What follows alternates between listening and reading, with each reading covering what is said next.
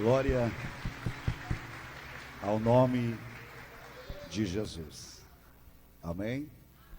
Se coloque de pé uma vez mais, abra o seu exemplar bíblico. No livro, no Evangelho segundo escreveu João, o apóstolo do amor, capítulo de número 9.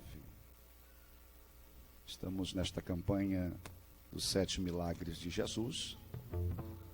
O pastor nos disse que semana passada foi falado sobre o primeiro milagre, começando com as bodas de Caná e terminando o 7º com a ressurreição de Lázaro. E o Senhor me levou, considerando o sinal da caminhada sobre o mar, no 6º milagre, que está no capítulo de número 9. Vamos ler o versículo 56 ao 59, o final do capítulo 8.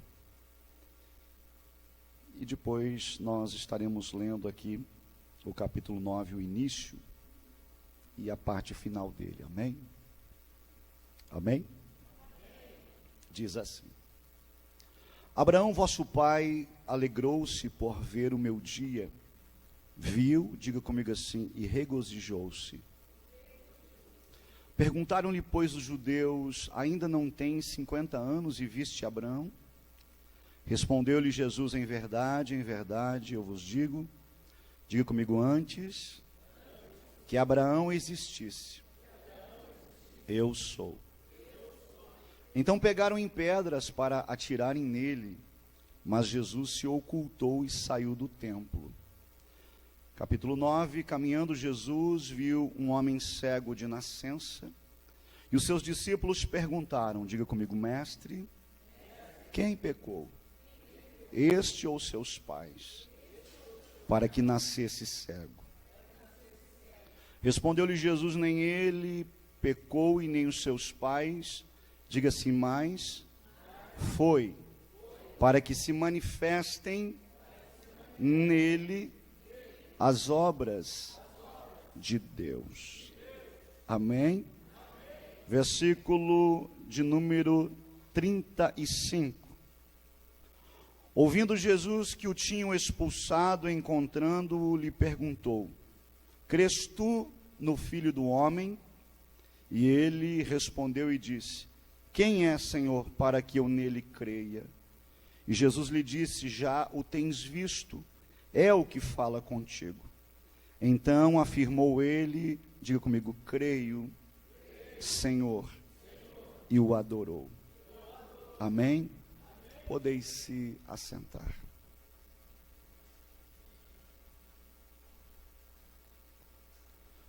O Evangelho de João é um evangelho diferente dos 3 primeiros, Mateus, Marcos e Lucas. Os 3 primeiros são chamados, no contexto teológico, de sinóticos, ou em latim, sinópticos. João é chamado e considerado o evangelho da revelação do nosso Senhor e Salvador Jesus Cristo. O evangelho de João é como se fosse o Gênesis, porque a palavra no princípio, Bereshit em hebraico, é a mesma palavra utilizada por João quando ele abre este livro, dizendo que no princípio era o verbo, aquele que falava. Ele diz que no princípio este verbo então estava com Deus, o verbo era Deus. Aí ele começa a trazer a natureza do nosso Senhor e Salvador Jesus Cristo, dizendo que ele veio para os seus, mas os seus não o receberam. Mas a todos quantos lhe receberam, ele recebe, deu-lhes o poder. Diga comigo esta palavra, o poder. De serem chamados, eleitos como filhos de Deus. O que me chama a atenção é que a Bíblia declara a respeito da profecia da vinda do nosso Senhor e Salvador Jesus Cristo no Antigo Testamento, e a evidência clara que Jesus era, foi e é o Messias prometido, o Cristo ressurreto. O que me chama a atenção é que Paulo entende isso e escreve que foi uma cegueira, e pela cegueira deles, eu e você fomos enxertados através de Cristo em Deus. A Bíblia declara então que a evidência de Miqueias, capítulo 5, versículo 2, a respeito da sua vinda, da sua natureza e aonde haveria de nascer.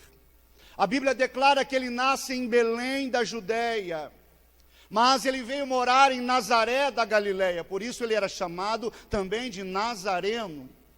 A Bíblia diz então que ele vai crescendo, e ele sendo gerado pelo poder do Espírito Santo, tendo pai adotivo que lhe adotou como seu tutor José, que era carpinteiro.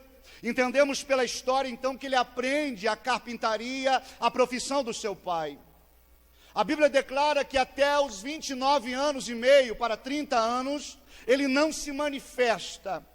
Apenas com 12 anos, automaticamente já tinha passado pelo seu bar mitzvah, já tinha decorado a Torá, a lei do Antigo Testamento, como toda criança judaizante. Com 12 anos a menina e 13 anos faz uma leitura na sinagoga, e a partir daquele momento passa a ser adulta. A Bíblia diz que Lucas escreve dizendo que desde criança ele crescia em sabedoria, em estatura e em graça para com Deus e para com os homens.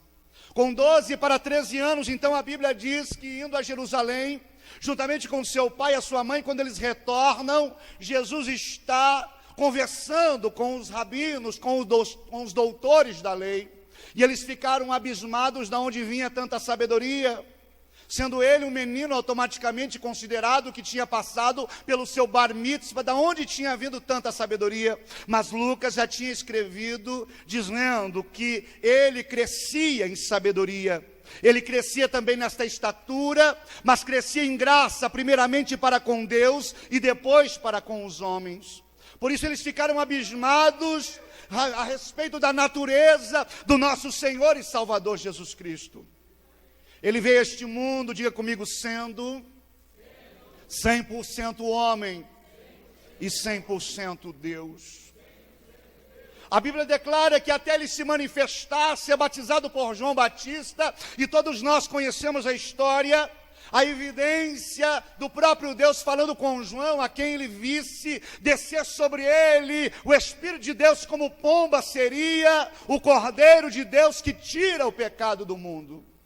A Bíblia diz desse Jesus que foi tentado por 40 dias no deserto, quando ele começa os seus milagres, então nas bodas de Canaã da Galileia, manifesta-se transformando a água em vinho. A Bíblia diz então que começa a partir dali a manifestação dos sinais de Deus através da vida dele.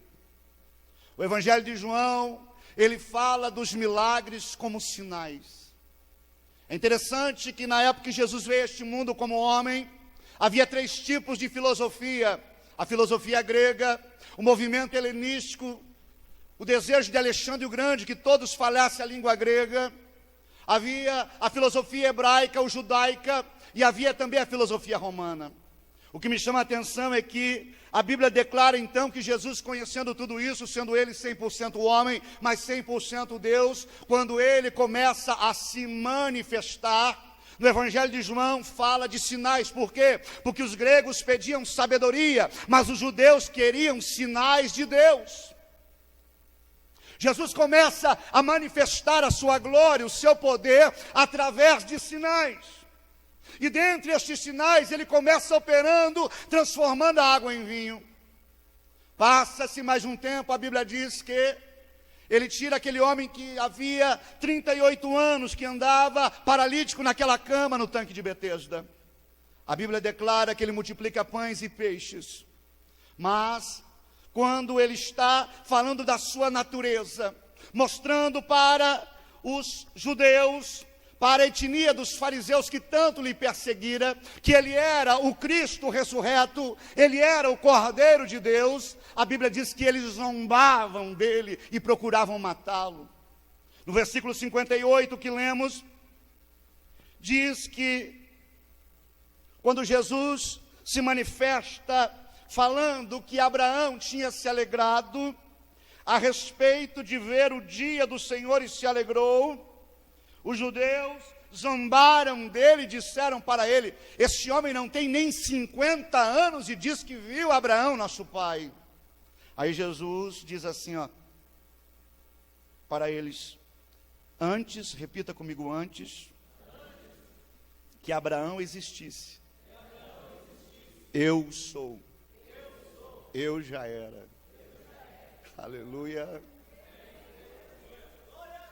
Mas antes de Jesus falar esta palavra, ele diz assim: em verdade vos digo. Por quê?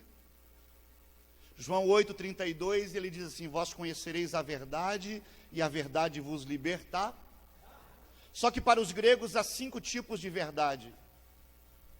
Verdade por correspondência daquilo que recebemos, verdade por aclamação, verdade por iluminação, e outros tipos de verdade que não venho mencionar agora.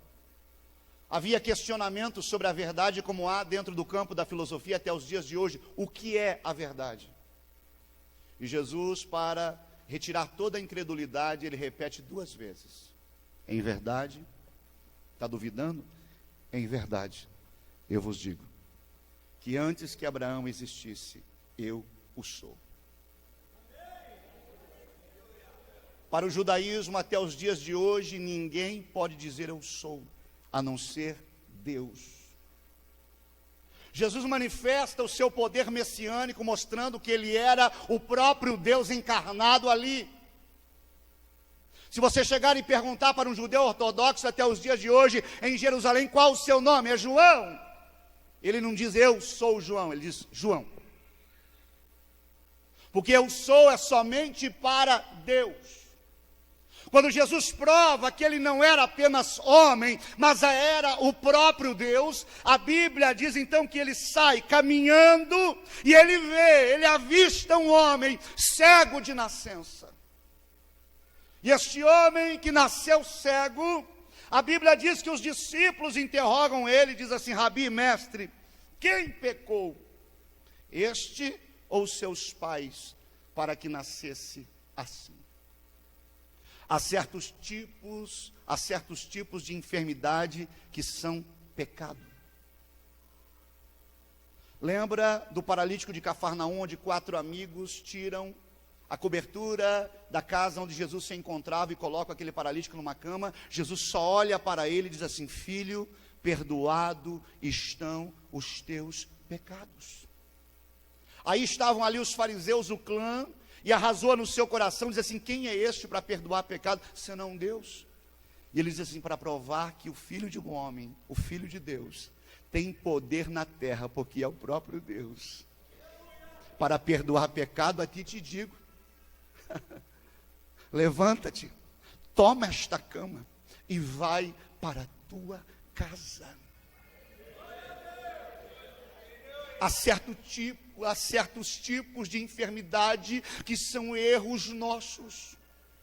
Nesta caminhada de 15 anos, quando deixei meu trabalho secular para assumir esta chamada itinerante, por 2 anos, pastor, também dirigimos igreja aqui no Mato Grosso do Sul, e minha esposa, na cidade de Rio Brilhante, e também na cidade de Xanxerê, no oeste catarinense, mas Deus nos quer caminhando. Muitas experiências tivemos com curas e milagres. E muitas pessoas oramos, certas pessoas repreendemos a enfermidade, mas a enfermidade não saía. Aí Deus nos deu discernimento, e a gente repreendia e dizia assim: espírito de enfermidade, sai. E ele saía, e ele sai, e a pessoa é curada, para a glória do nome do Senhor. Há muitas pessoas, quando Deus começou a me usar em milagres, eu estava pregando na Argentina, na cidade de Apóstolos, e com um menino de 8 anos de idade, veio até mim entregar uma profecia da parte do Senhor. E ele dizia em espanhol que o Senhor estaria me usando a partir daquele momento, isso foi em 2011, em milagres. Só que quando o Senhor começou a me usar, eu queria que Jesus curasse todo mundo. Porque a Bíblia diz que há muitos lugares que Jesus ia, ele curava a todos. Mas há lugares que ele ia e curava muitos, é sinal que ele não curava a todos. Por quê? Porque tinha gente que precisava se arrepender. Há certos tipos de erro que levam à enfermidade. O mal do século, a depressão, talvez, em partes, pode ser por causa do desapego, do erro da humanidade. da falta de crer no Senhor. Nesta virada de século, eu ouvi um psicólogo dizendo, em uma entrevista, nunca houve uma carência tão grande na humanidade como houve nesta virada de século. Por isso começou, talvez seja através da síndrome do pensamento acelerado, como diz Augusto Cury, começou esta depressão que tem tomado conta de muitas pessoas. Sabemos na Bíblia que há alguns fatos que podemos entender também que gerou depressão. Até no profeta chamado Elias, que foi para a caverna acuado com medo de morrer por causa de Jezabel. E o próprio Deus fala com ele dentro da caverna. E Deus está falando com alguém aqui. O que está fazendo aí, Elias? Sai deste lugar. Sai para fora. Porque eu quero falar com você. Ó, a resposta de Elias: Senhor, mataram todos os teus profetas, por isso eu estou acuado, só restou eu. E o Senhor, que conhece todas as coisas, disse para ele: olha, há 7.000 ainda que você não conhece, há 7.000 que você talvez não está entendendo, que não se dobraram. Não é só você, tem pessoas sofrendo igual ou pior do que você, mas você veio nesta campanha porque você acredita que Jesus é o mesmo ontem, hoje e eternamente. Jesus é o mesmo que opera milagres. Quando Jesus cura este homem, a Bíblia declara que os judeus vieram interrogá-lo. Por quê? Porque Jesus curou num dia de sábado. Quebrou o protocolo do Shabat. A Bíblia declara então que eles vão interrogar a respeito do acontecimento. E por causa da religiosidade, representa que nem se preocupam e nem glorificam a Deus, porque não há glorificação deles aqui, pelo milagre que este cego de nascença, que estava junto do templo, talvez mendigando, porque é o que acontecia com pessoas desse gênero naquela época, eles vão trazer o seu critério do Shabat, do sábado, acima do milagre de Jesus. E quando eles vão perguntar para este cego de nascença quem o curou, a Bíblia declara que ele responde que foi um homem. Primeiramente, o cego não responde que foi o Filho de Deus. Um homem chamado Jesus. Um homem talvez que eu ouvi falar que é filho ou criado por um carpinteiro chamado José. Um homem me curou. Há muitas pessoas que querem fazer, por causa do descrença, alguns que se são ascéticos ou céticos, que não querem acreditar em Deus, ou seja, em Jesus como Deus, acreditam que Jesus foi apenas um homem. A editora Sextante tem um livro chamado Jesus, o maior psicólogo que já existiu, olhando ele como um homem. Augusto Cury, que se converteu através de uma depressão, sendo um cientista da mente que nós conhecemos, do Brasil, com tese em Harvard, ele criou um compêndio chamado de Análise da Inteligência de Cristo, pela psiquiatria, pela psicologia, olhando Jesus de forma racional como homem. Há muitos que acreditam que Jesus foi apenas um revolucionário, como foi Che Guevara e alguns outros revolucionários que já existiram. Então a primeira resposta deste cego é que Jesus era homem, apenas. Um homem que, pelo seu poder manifesto, lhe curou, mas era apenas homem. A Bíblia declara que quando eles vão arrazoar junto aos doutores da lei, ou seja, aos sacerdotes, ele vem e traz outra resposta, indagando eles, e já não chama mais Jesus de homem. Ele diz assim: olha, o que aconteceu para mim é que este é um profeta. Então, de homem, ele passa a considerar ou repassar a consideração para os judeus, chamando Jesus de profeta. E quem era o profeta? De que maneira age o profeta? Profecia quer dizer trazer à luz, descortinar, o oculto, o escondido. Então eles têm, ou ele tem Jesus, ou declara que Jesus é apenas um profeta.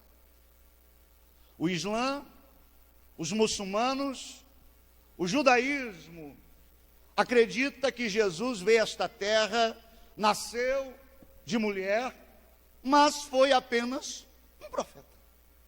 Alguém como os profetas do Antigo Testamento que receberam iluminação, revelação de Deus. Alguém talvez, se fosse olhar de maneira ainda menor, alguém que recebeu de Deus algumas profecias e repassou para os seus discípulos e hoje estão escritas nos livros para a humanidade. Alguns, numa visão sectarista, acreditam que os profetas foram até João Batista. Jesus, então, considerado como um profeta, e nós sabemos que no dia de Pentecostes, após ele ter ressuscitado, subido aos céus, descendo aquele como um vento veemente, impetuoso, aquela promessa do profeta Joel, a Bíblia diz que eles ali falaram em línguas estranhas e se tornaram profetas.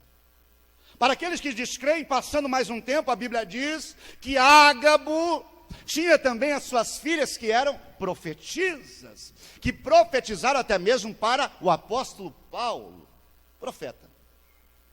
Mas o que me chama a atenção é que, indo para o final do capítulo 9, quando Jesus se apresenta para o cego que agora está vendo, que recebeu a visão, que nunca teve porque nasceu cego, a Bíblia declara que quando Jesus se apresenta para ele, e Jesus quer se apresentar para alguém aqui nesta noite, Jesus quer chegar mais perto de você, Ele quer perguntar para você, como Ele perguntou para Bartimeu: o que queres que eu te faça? O que você precisa? O que você veio buscar nesta noite? Ele sabe e conhece. Quando Jesus se manifesta, chegando até ele, de forma corpórea, a Bíblia diz então que Jesus declara que ele era o Filho de Deus, que era o próprio Deus. Aí a Bíblia diz que este homem então afirmou e disse: eu creio, Senhor, e o adorou. Só se adora a Deus.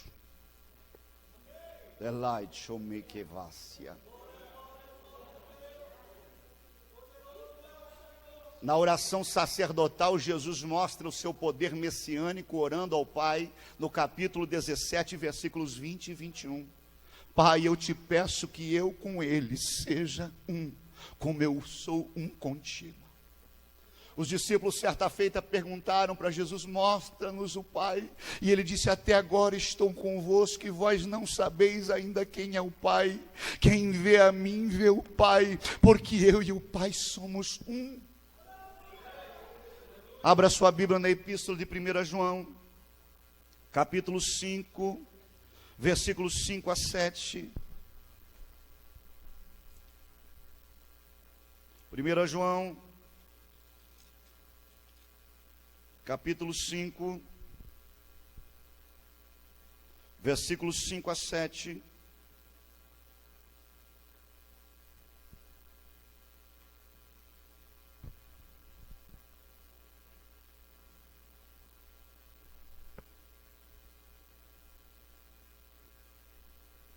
Amém? Olha o que diz. Quem é o que vence o mundo, senão aquele que crê ser Jesus, o Filho de Deus. Este é aquele que veio por meio de água e sangue, a saber, Jesus Cristo. Não somente com água, mas também com água e com sangue. E o Espírito é o que dá o testemunho, porque o Espírito é a verdade. Pois há três que dão testemunhos no céu. Diga comigo: o Pai, o Verbo, a Palavra o Logos e o Espírito Santo. E os três são os que testificam na terra: o Espírito, a água e o sangue. E os três são unânimes num só propósito. Foi propósito de Deus que o Espírito te trouxe aqui nesta noite. Este homem era cego, mas não era surdo. Ele ouviu falar de Jesus. Nós temos 5 sentidos naturais. Diga comigo: a visão, a audição, o tato, o olfato e o paladar. Jesus quer começar a abrir a visão espiritual de pessoas aqui nesta noite. Jesus quer começar a abrir a audição espiritual de alguém aqui nesta noite. Jesus quer que você volte a sentir a presença dEle. Aleluia. Jesus quer que você sinta o seu bom perfume, o perfume de Cristo. Hanaravácia. O teu paladar está recebendo a palavra nesta noite, mostrando que Jesus é Deus e Ele não mudou. Ele continua sendo o mesmo, com o mesmo poder, com a mesma autoridade, com a mesma unção. E Ele está no meio de nós aqui nesta noite. Xaramaraia.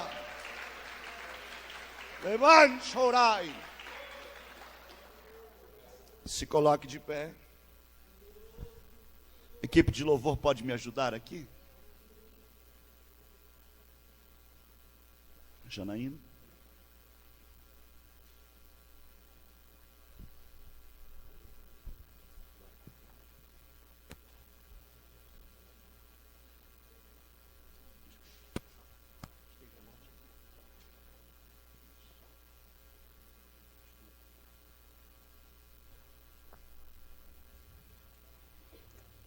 Você que ainda acredita que Jesus opera milagres, sai do seu lugar.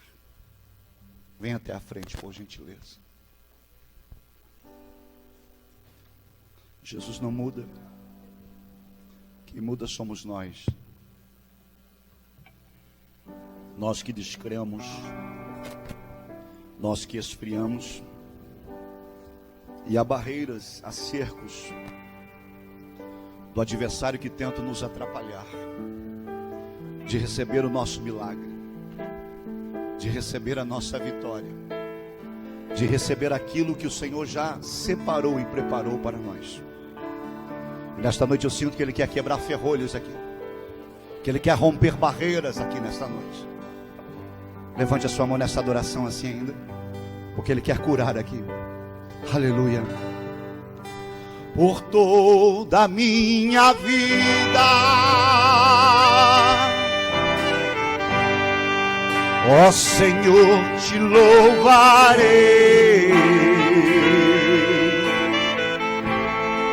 pois meu fôlego é tua vida, e nunca me cansarei. Posso ouvir a sua voz,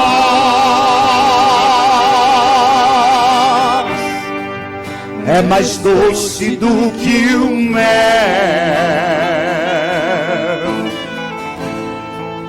e me tira desta cova. É hoje o teu milagre, Xerebagaia, e me leva até o céu. Já vi fogo e terremotos,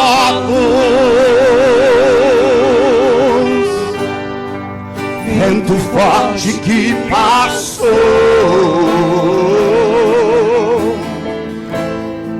já vivi tantos perigos, mas Ele estava lá. Mas tua voz me acalmou. Tu dá ordem às estrelas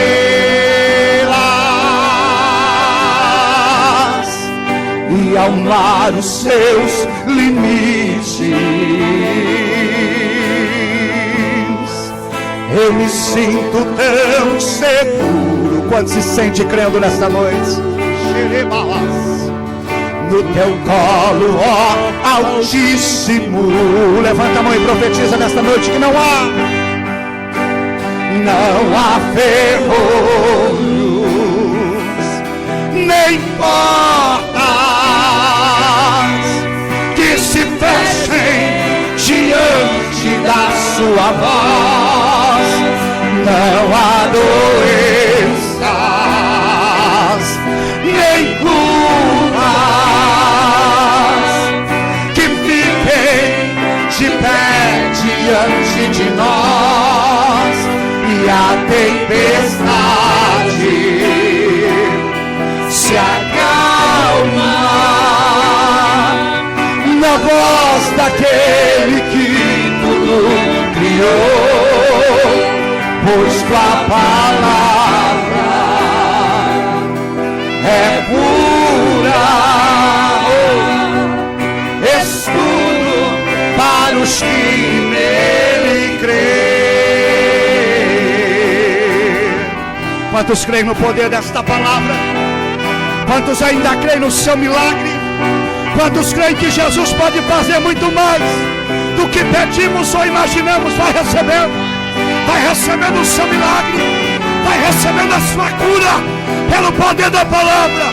Oh, Xerebacai, Lamento, Richarabacá, Soreba. Não há ferrolho, nem portas que se fechem diante da sua voz. Não há doenças, nem culpas que fiquem de pé diante de nós. E a tempestade se acalma na voz daquele que tudo criou, pois tua palavra é pura, escudo para os que nele creem. Olha para mim aqui, por gentileza. Põe a mão no seu coração. Eterno Deus e soberano Pai, eu quero te pedir agora pelo poder desta palavra. O Senhor é o mesmo ontem, hoje e eternamente. O Senhor não mudou, Pai. E nós queremos te pedir agora, com fé. Quero que o Senhor comece a tocar agora, da cabeça à planta dos pés. Aonde houver dor, aonde houver enfermidade, seja qual for a origem, maldição hereditária ou não, seja desligado.